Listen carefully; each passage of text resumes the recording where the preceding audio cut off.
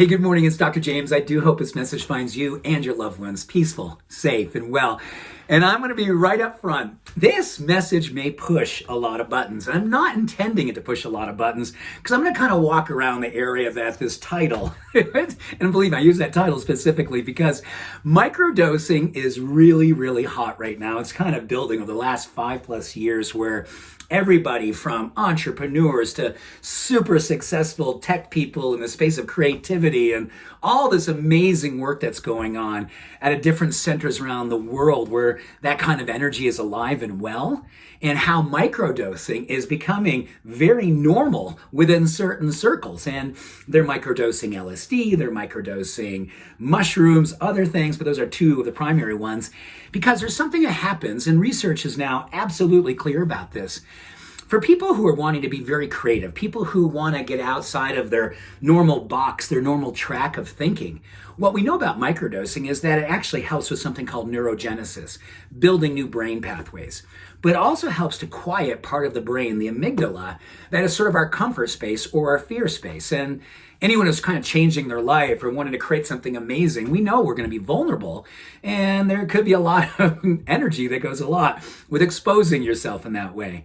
So the amygdala kind of pops up and goes, hey, you know what? Keep it simple, keep it comfortable, keep doing what you've been doing. Don't change anything. Well, that is certain death for great creativity, right? If you're going to stay in your amygdala and keep it safe, keep it comfortable and familiar, nothing awesome is going to come out. It just keeps you safe and contained, and what I love to say, keeps you stuck in groupthink, which right now we need to find ways out of that. So it actually goes around groupthink. It goes around the amygdala. It goes around something called the default mode network of thinking. I was just like, ooh, where is it? Default mode network of thinking, which is basically when something happens, you just immediately go there. You wake up in the morning and it's like, and you go there. You wake up and you get an email from so-and-so and immediately your head goes there. Or just, you get in your track and you don't ever get out of your track and years go by and the same thing is happening over and over again.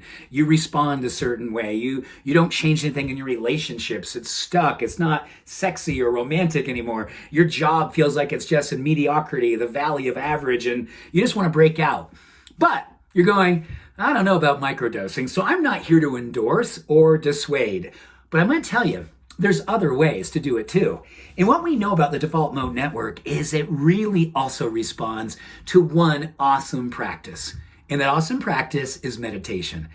Now, before you go, oh man, can there be things simpler? Well, this is pretty simple. Now, it does take time, right? The average research that says we can get around default mode thinking and build new pathways and neurogenesis really taking off, it starts to move in the right direction even just after a few 10-minute to 20-minute sessions of meditation. But the real work, you start to see really tangible results on MRIs about 8 to 12 weeks in, which I say, wow.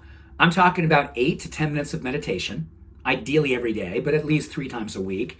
And by the way, 2 months rolls around, I've developed a whole new network of creativity, a whole new network of possibility. And, whether or not it's microdosing when it comes to mushrooms or LSD, we can microdose God. We can microdose the divine. We can microdose enlightenment. We can microdose awesome, amazing, unlimited potential through meditation or prayer.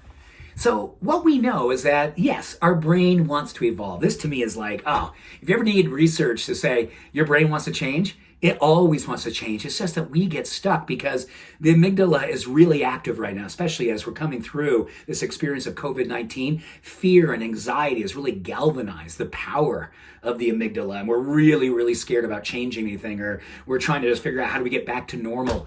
Well, I'm not wanting to get back to normal. I want to move forward and create a brand new, amazing life. So I meditate and I do my practices and I make sure that I understand the power of intention. My power of intention for us, you and me, is simple. Let me grow every way, each and every day, to create a life that is exponentially awake so I can be the change I wish to be in the world.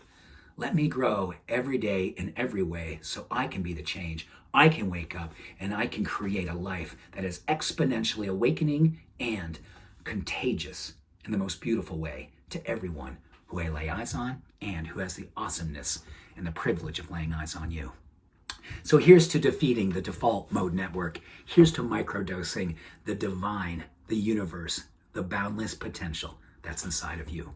Much love and every blessing. Have a beautiful day. Bye for now.